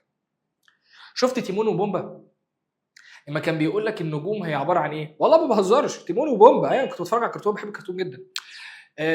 كان بيقول لك هم نايمين وهم بيتاملوا في السماء فوق، فبيسالوا بيقول له هو النور اللي في السماء ده عباره عن ايه؟ فطبعا عمه تيمون قال له ان دي عباره عن دبان تقريبا منور ماشي في السماء او لوند منوره في السماء. اما عمك بومبا ده جاوب اجابه صحيحه علميا مليون في الميه، قال له دي عباره عن كور غاز مولعه على بعد ملايين الايه المسافات او ملايين السنين او ملايين الامتار. هو فعلا بومبا كان صح.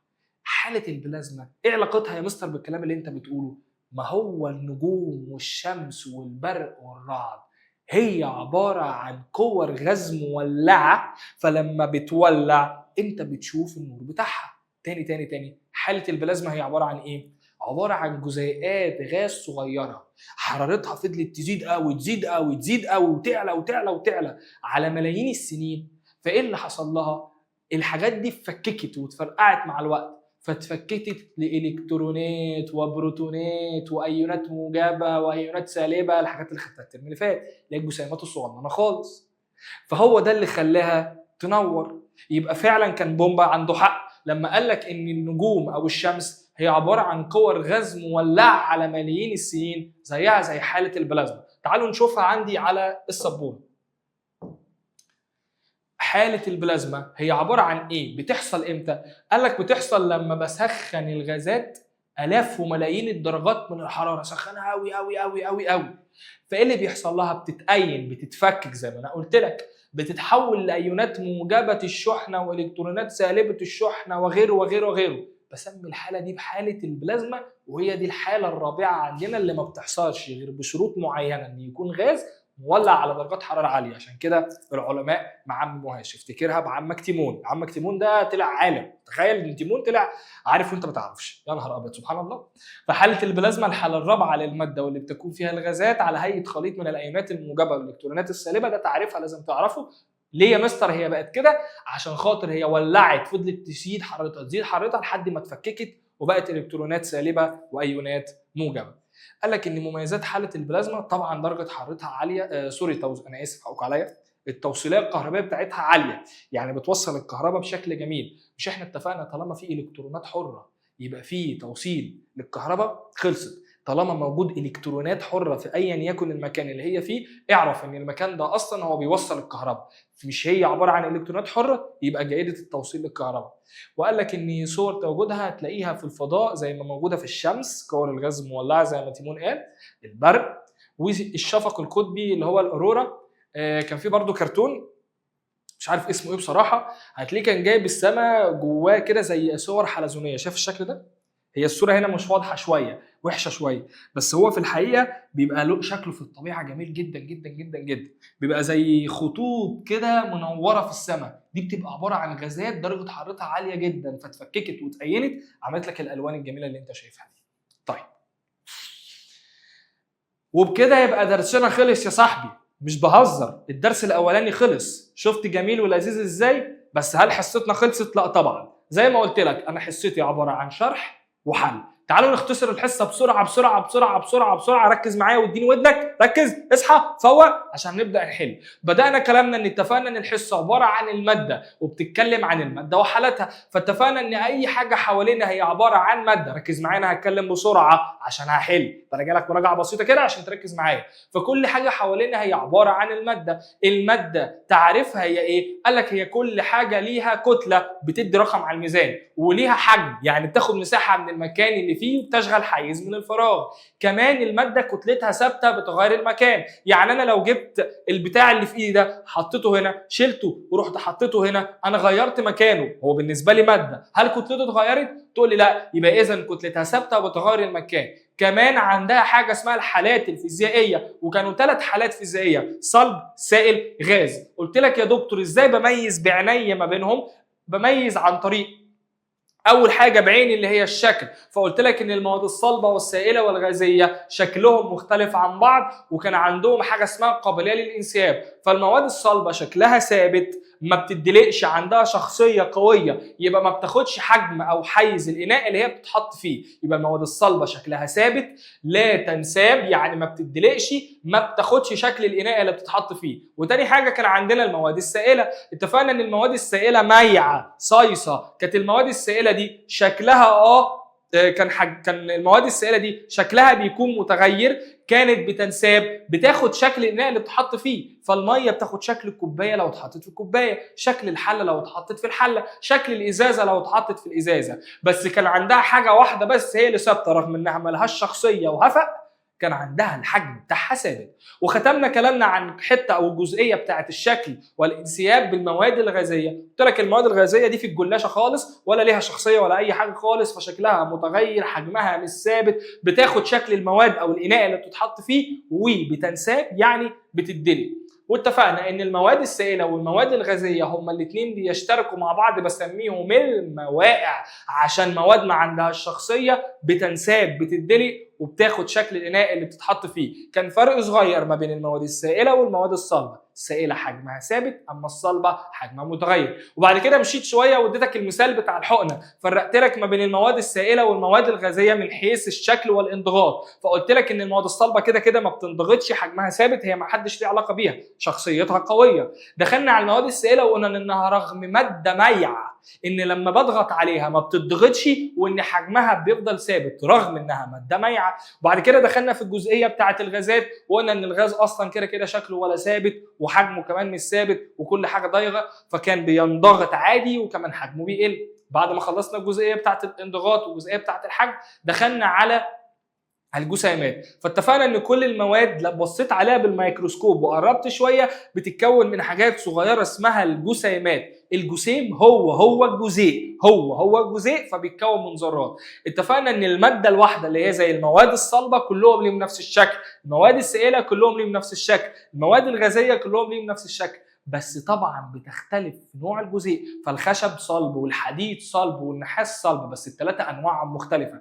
الميه سائل، الزيت سائل، العسل سائل، بس كلهم انواع مختلفه. الاكسجين غاز، الهواء غاز، بخار الميه غاز، بس كلهم انواع مختلفه. فاتفقنا ان هم رغم ان المواد الصلبه لها كلها نفس الشكل بس انواعها بتختلف، السائله لها كلها نفس الشكل بس انواعها بتختلف، الغازيه كلها لها نفس الشكل بس انواعها بتختلف.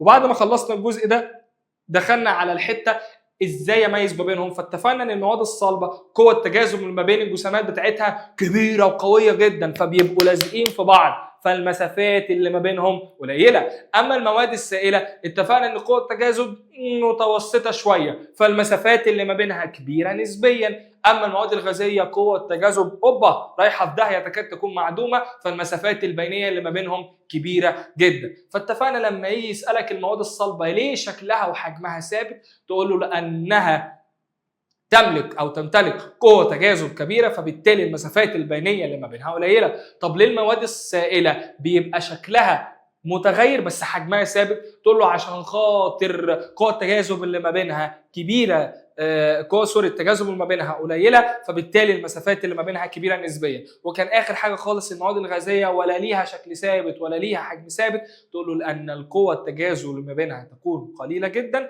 فبالتالي المسافات البينيه كبيره. تعالى دخلنا بعد كده في حاجه اسمها الانتشار، وقلنا هو اشمعنى المواد السائله لما بحط فيها معلقه السكر بلاقي ان طعمها كلها بقى مسكر، او المواد الغازيه لما برش البرفيوم بينتشر في الاوضه؟ قال لك اصل هو معنى اللي بيروح في كل حته حاجه اسمها الانتشار، والانتشار ده كان بيمشي من حاجه اسمها التركيز الاعلى للتركيز الاقل. اصل حضرتك معلقه السكر فيها كتير انما الميه ما فيهاش، فلما بتحط معلقه السكر بيمشي وبينتشر في الجزء القليل، فبيمشي من التركيز العالي للتركيز القليل.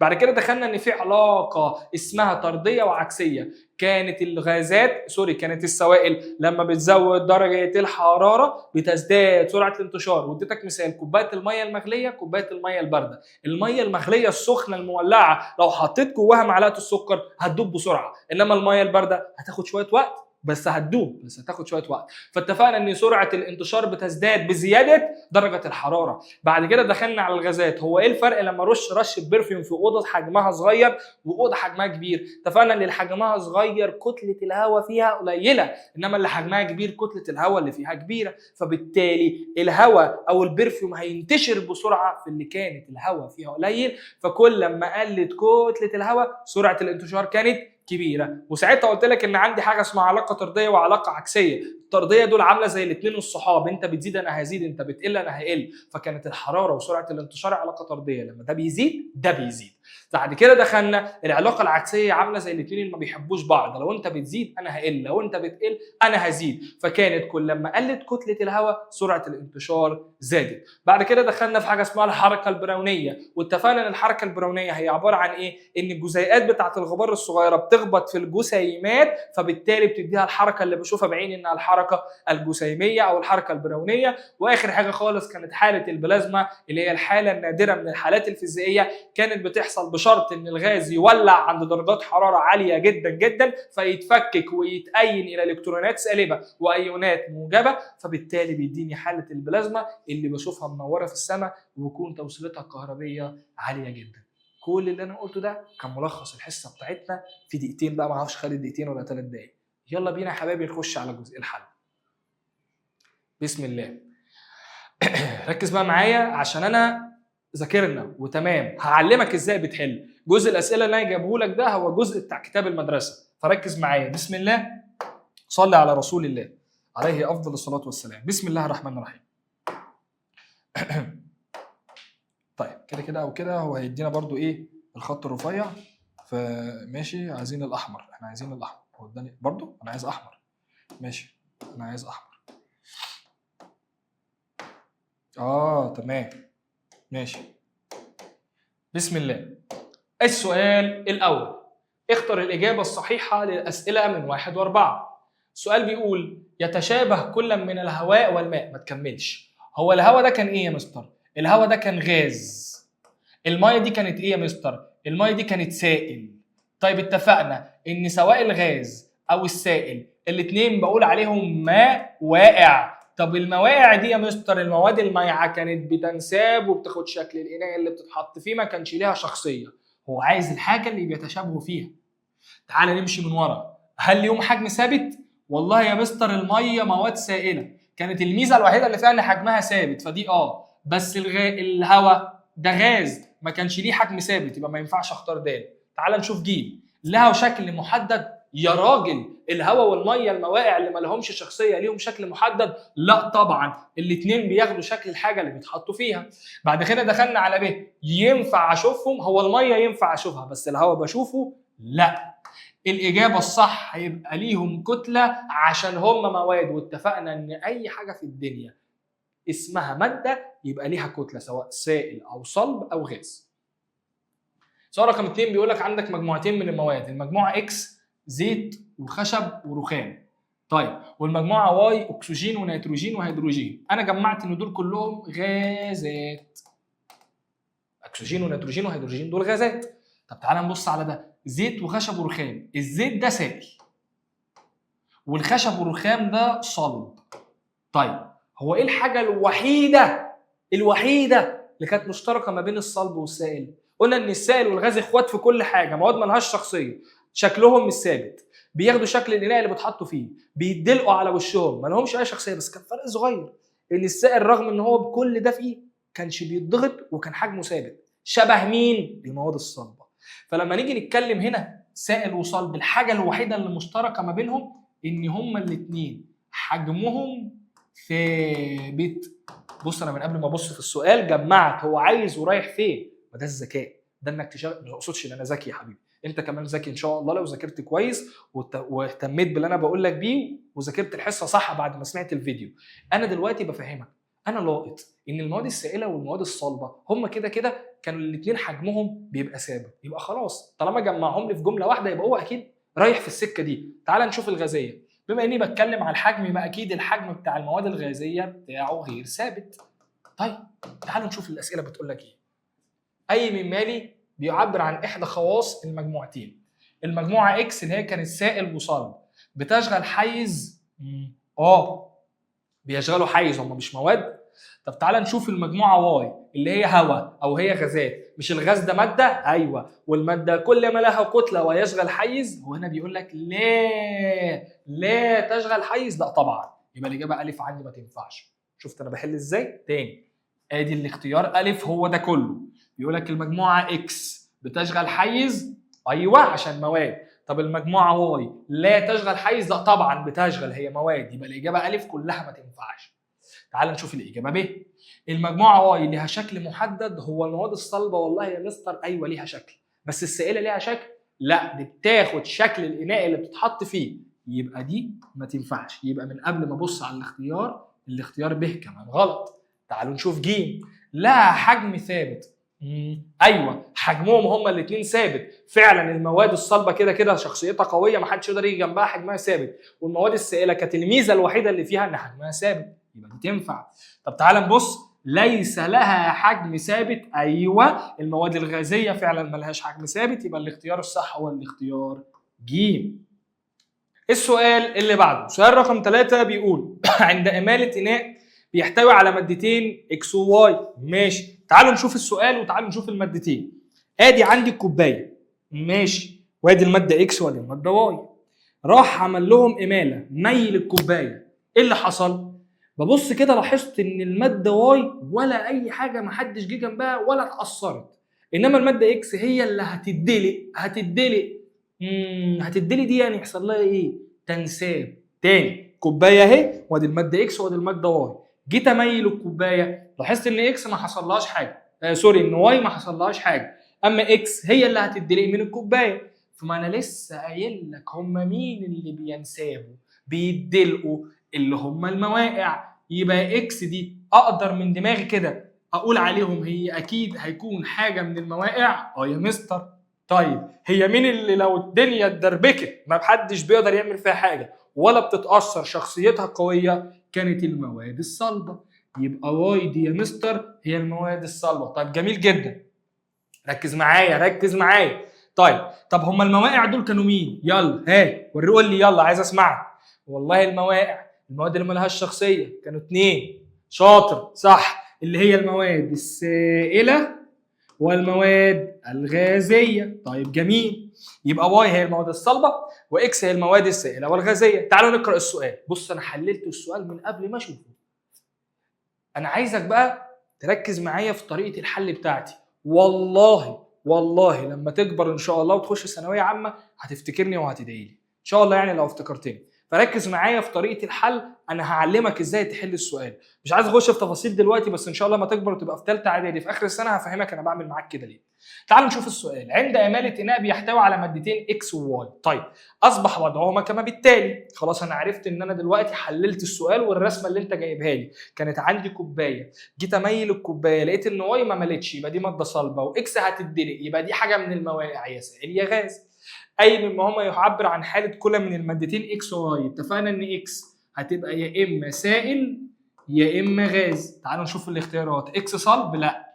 اكس سائل؟ تنفع. اكس سائل تنفع. طب اكس صلب؟ لا. يبقى الاجابه الف والاجابه د غلط، يا اما ب يا اما ج. طيب اتفقنا ان واي هيبقى ماده ايه؟ ماده صلبه. تعالوا نشوف الاختيارات. سائل وسائل؟ لا. طب واي هتبقى صلب؟ ايوه، فالاجابه الصح هتبقى الاجابه رقم ج. وادي ده السؤال رقم 3. تعالوا نشوف السؤال اللي بعده.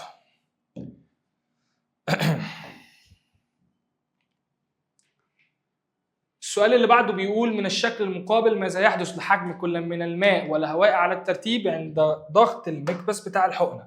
طيب اتفقنا يا حبايب قلبي، اللي انا عندي دلوقتي في الحقنه والمثال عملته لك ان انا لو عندي الحقنه فيها ميه، مش الميه دي سائل، يبقى حجمها ماله يا مستر؟ حجمها مش هيتغير.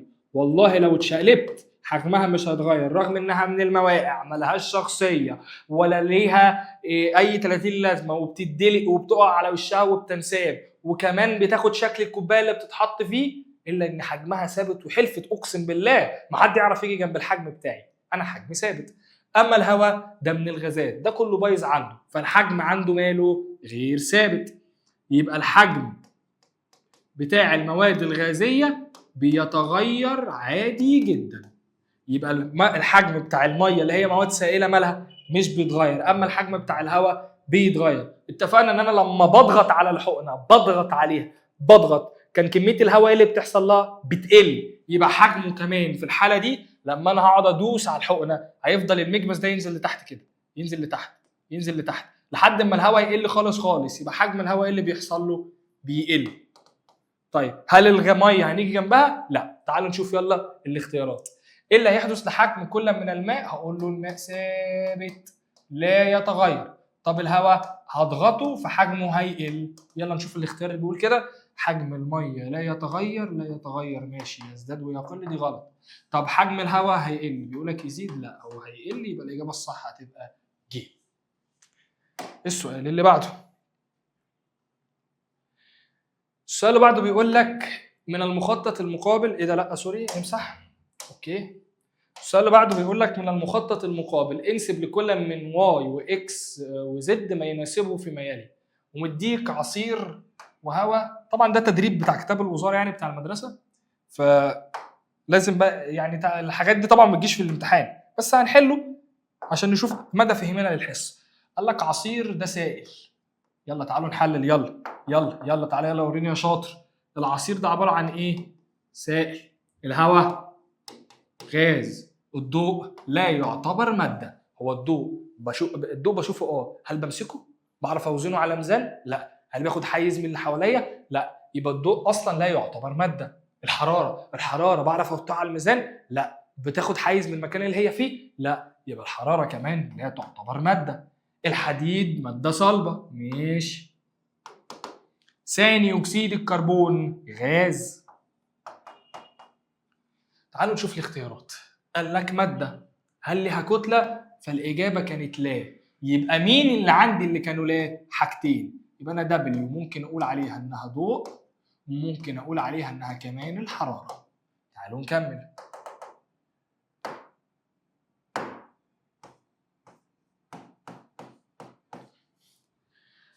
راح قال لك هل لها كتله؟ فقال له نعم ماشي.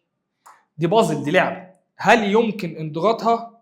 مره كان طلع اكس بينفع ينضغط. مين الوحيد اللي فيهم كنت بعرف اضغطه؟ كان الغاز. يبقى هدور على مين الغاز؟ والله الهواء وثاني اكسيد الكربون.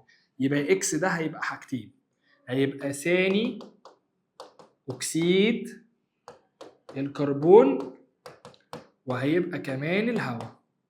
بعد كده راح قال لك لا ما بعرفش اضغطه ماشي.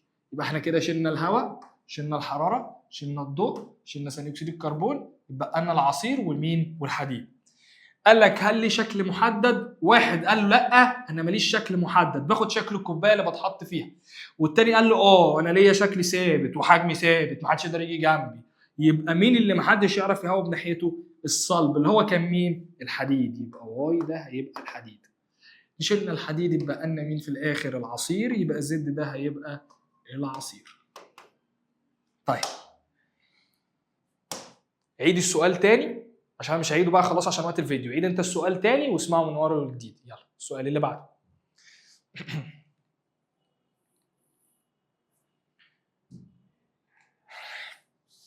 السؤال اللي بعده بيقول لك الشكلين المقابلين بيمثلا حالتين من حالات الماده. والله جيت ابص على الشكل واحد يا مستر، لقيت المسافات البينيه اللي ما بينه كبيره شويه، ما اقدرش احدد. انا دلوقتي في الحاله دي في الصوره دي ما اقدرش احدد هو سائل ولا غاز. انا بقول لك ان هو سائل، بس انا حاليا يا عم ما اقدرش احدد. بس مين اللي اعرف احدده؟ اتنين بص كده لازقين في بعض، مفيش ما بينهم مسافه، قوه تجاذب كبيره. يبقى مين ده؟ الماده الصلبه. يبقى اقدر اقول على اتنين انها ماده صلبه، بس واحد ما اقدرش احدد، هقول عليه مواقع وخلاص. ما هو كده كده ده احتمال. ايه ده؟ ده طلعت فيها ستيكه. يا نهار ابيض، ده احنا يا لهوي. ماشي طلعت دي مواقع. طيب المواقع دي ممكن تكون مين؟ يا اما تكون سائل او غاز. تعالوا نشوف. بيقول لك اي من الشكلين يمثل مائعا. طبعا خلاص عرفنا ان هو واحد. وما حالته؟ والله هو المسافه اللي ما بينهم مش كبيره قوي، فهقول انها حاله سائله. اصل الغاز بيبقى جزيء هنا وجزيء هنا وجزيء هنا، فما اقدرش احدد. طيب قارن بين حالات الماده الموضحه بالشكلين من حيث قوه التجاذب ما بين الجسيمات. طبعا الشكل 2 اللي هو الماده الصلبه قوه تجاذب قويه جدا، والشكل 1 اللي هو المواد السائله قوه تجاذب ضعيفه. حركه الجسيمات، طبعا الماده الصلبه حركه الجسيمات قليله، انما المواد السائله حركه الجسيمات كبيره. السؤال اللي بعده.